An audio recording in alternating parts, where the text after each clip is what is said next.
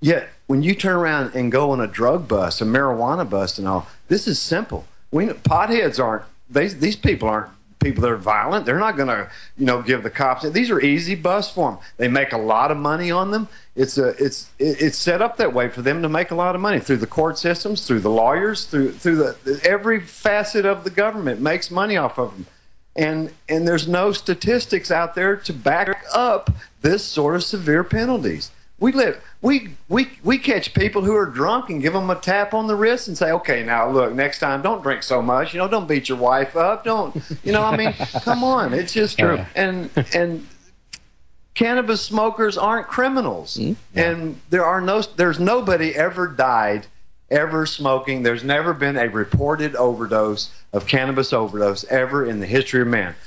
And furthermore, there has never been one emergency room treatment in the United States of America since the dawn of time treating anybody for the overdose of cannabis. It has not happened one time. You can't go to an emergency room on a Friday or Saturday night in any small town, big city in America, and there not be dozens and dozens and dozens and dozens of cases of people who are in there because of the effects of alcohol or some sort of prescription drug or some sort of pill they've taken or some sort of substance other than cannabis. You just, and when you look at that statistic, wait a minute, we've never even had anybody in the emergency room for cannabis? Well, why are we arresting people for that? Obviously, this is not a dangerous substance. It's an herb, people. It's an herb that you can grow in your backyard with your tomatoes. You can grow. Well, I wouldn't advise growing it right now. Not with the not laws right now. Yeah. But I'm saying, but yeah, hypothetically, if the laws were not the way they were, people could produce their own. We wouldn't have to involve going to the street where most of the street activity is run by these vicious gangs. When people that are going down the street to try to buy cannabis, we have to go to these gangs to get our cannabis and stuff. We put ourselves in the line. We don't know what they've done to the weed. We don't know what they don't like Americans. They prove that every day. There's thousands of them are killed daily along the border.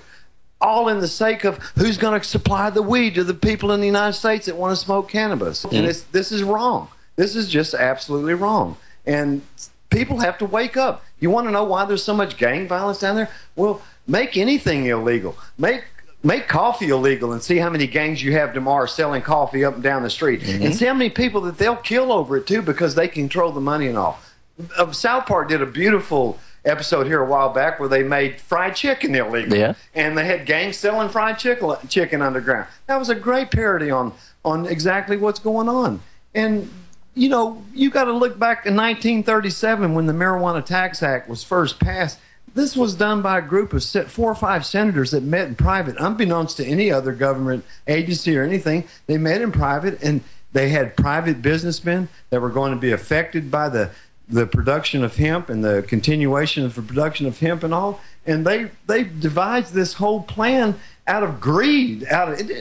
There was very little mention of the fact that marijuana was they didn't even mention the smoking of marijuana, and certainly didn't mention the fact that it was a public menace or that people were dying and so you have to look at the statistics of things. I think statistics give you a very good handle on what's going on out in society.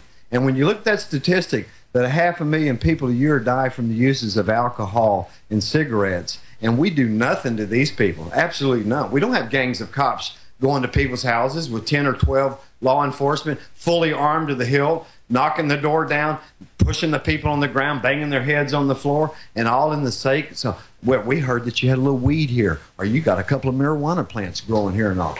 What has our society become? Where are we people out there? My God, 75 million people smoke cannabis every day, and they have to do it under the restraints and restrictions of this law that has no statistics to back it up. Absolutely none. And that's what we're going to try to show people. Where's your thinking on this? How come it's okay for people to go out and buy Jack Daniels? You can go buy a bottle of Jack Daniels 2 blocks from here. I could have it drank before I get back here, run over somebody and kill them. And the only I'm not gonna be arrested because of the fact that I went and bought the Jack Daniels and all, is because of my actions. Yeah. And true, if people were out there smoking cannabis and they were killing people or dropping dead or murdering people, And I could understand the severity of what's going on in this law enforcement groups and the efforts they go to. But that's not happening, people. It never has happened. Not one time. Not once. They can't say one time that anybody smoking cannabis has ever gone out and harmed anybody. And when it really boils down to is individual rights. These are rights, inalienable rights that were given to us when our forefathers set this country up. What do you think they would think about this drug war and not growing hemp? My God, hemp was one of the staples of the colony. All of our past presidents, Washington, Jefferson, all those grew hemp. And if you told them today what was going on back then, hey, let's pass a law where we can't grow hemp, you know what you know where you would be? 6 feet under, because they shot heretics like that. They did away with people like that had thoughts that reminded them of the oppression that they had under the ruler of the king from England and stuff. So we've allowed 75 or 80 years of nonstop brainwashing. We've pumped millions of dollars. We formed a drug enforcement agency at the tune of $20 million a year, and most of their money, 75 to 80% of it, is for chasing cannabis.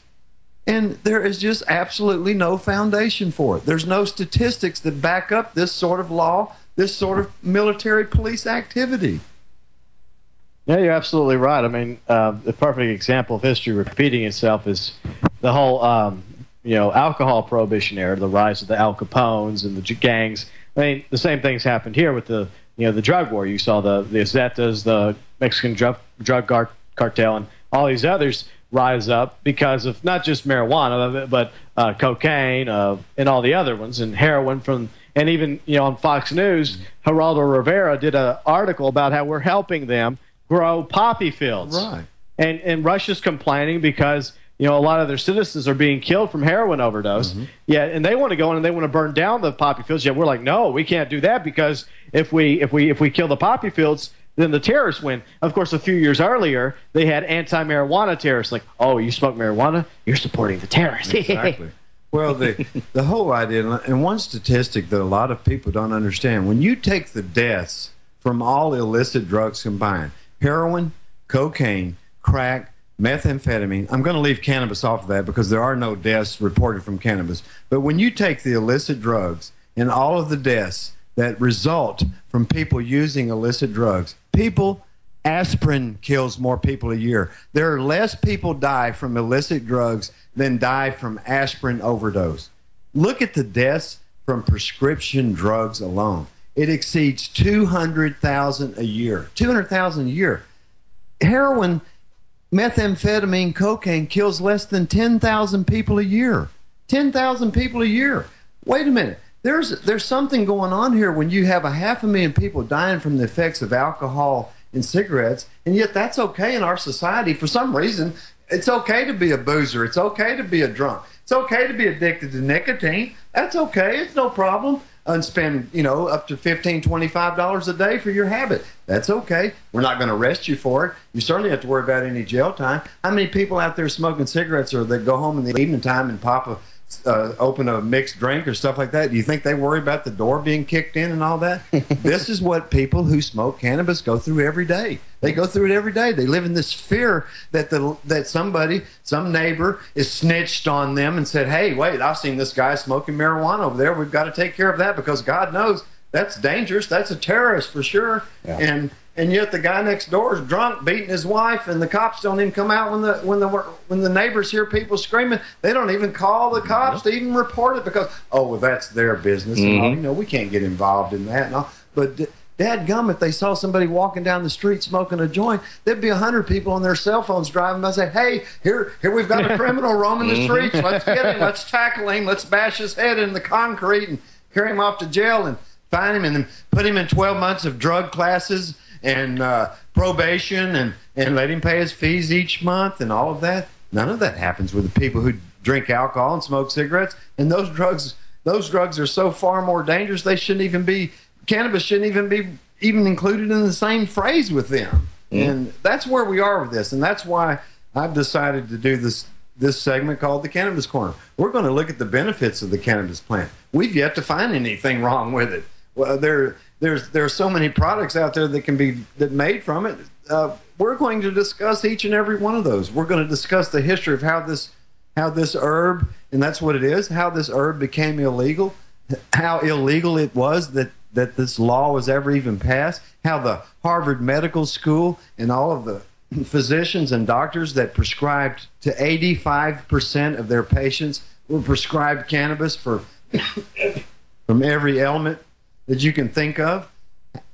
The problem is you have the alcohol industry, you have the prescription drug industry, you have the cigarette industry. They're scared stiff about marijuana being legal because they know for sure that about 75% of the prescription drugs are going to fall off the market because cannabis can replace all of those. And get this, folks, the only side effect is, wow, you get a little high and you get to enjoy a little bit of mind expansion. Wow, that's so dangerous. I mean, every time I get high, I just want to go out and kill somebody. I want to go rob a bank. I want to go beat somebody up.